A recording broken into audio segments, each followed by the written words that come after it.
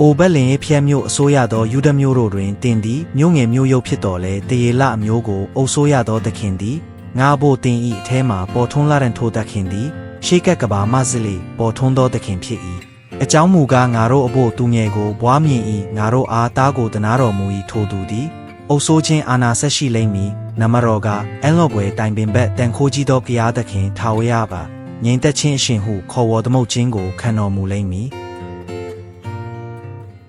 ကြည့်ရှုလော့သူတို့သမီးကညာသည်ပလိတန်နေဆွဲယူလေသားယောက်ျားကိုဘွားမြင်လာတဲ့ထိုသားကိုအမာနွေလအမည်ဖြင့်မေရကြလာတဲ့ဟုလာတဲ့အမာနွေလအနက်ကငါတို့နှင့်အတူရှိတော်မူသောကြားသခင်ဟုဆိုလိုတဲ့ယောသက်သည်လည်းဒါဝိဒ်အမျိုးနွယ်ဖြစ်လေထိမ်းများဆောင်နှင်းသောများမာရီနှင့်အတူစရင်ဝင်ခြင်းကဂါလိလဲပြည်နာဇရက်မြို့မှယူဒပြည်တွင်ဗက်လင်မီရှိသောဒါဝိဒ်၏မြို့သို့သွား၏ထိုအခါမာရီသည်ပလိတန်နေရင်အမရှိ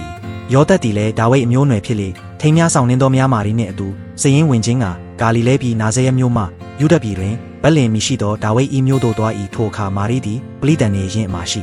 ဗက်လင်မြို့မရှိနေစဉ်ဘွားအံ့သောနေလာစေလျင်တာအုပ်ကိုဘွားမြင်၍အဝတ်နှင့်ပည့်ပြီးမှဤဒီတဲရာဇယနှင့်သူတို့နေစရာမရှိသောကြောင့်သူငယ်ကိုနွားစာခွက်နှင့်တိတ်ထားလေ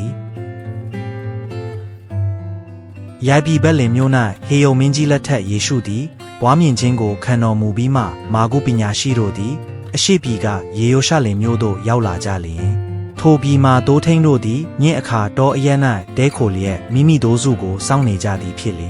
ကောင်းကင်တမန်ကလည်းကြောက်ရွံ့ခြင်းမရှိကြနှင့်လူပေါင်းတို့သည်အလွန်ဝမ်းမြောက်ဝမ်းသာစရာသည့်တင်းကိုငါသည်တင်တို့အားကြားပြောရ၏ယနေ့တွင်ဒါဝိဒ်မြို့၌သခင်ခရစ်တော်တည်းဟူသောကယ်တင်သောအရှင်သည်တင်တို့အဖို့အလိုငါဘွားမြင်ခြင်းကိုခံတော်မူပြီထိုကောင်းကင်တမန်နှင့်အတူကောင်းကင်ဘိုးချေများတို့သည်ချက်ချင်းထင်ရှား၏ကောင်းကင်ဘဝဝဲဖျားသခင်သည်ဘုန်းကြီးတော်မူစေတဲ့မြေကြီးပေါ်၌ငြိမ်သက်ခြင်းရှိစေတဲ့လူတို့အားမေတ္တာကရုဏာရှိစေတဲ့ဟုဘုရားသခင်ကိုချီးမွမ်းလင်းမြတ်ဆိုကြ၏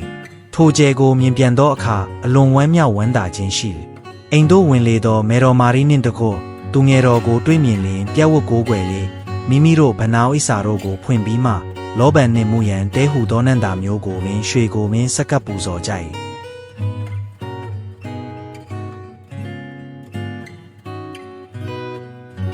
နှုတ်ကပတ်တော်သည်လည်းလူစားတိအဖြစ်ကိုခံယူ၍ကျေးဇူးတော်နှင့်ပင်တစ္ဆာတော်နှင့်ပင်ပြည့်စုံလျက်ငါတို့တွင်တည်နေတော်မူသည်ဖြစ်လေခမဲတော်သာတပါးတည်းသောသားတော်၏ဘုန်းကဲ့သို့သူ၏ဘုန်းတော်ကိုငါတို့သည်မြင်ရကြပြီထိုသူကိုလက်ခံသမျှသောသူတည်းဟူသောကိုယ်တော်ကိုယုံကြည်သောသူတို့အားဖျားသခင်၏တားဖြစ်ရသောအခွင့်ကိုပေးတော်မူ၏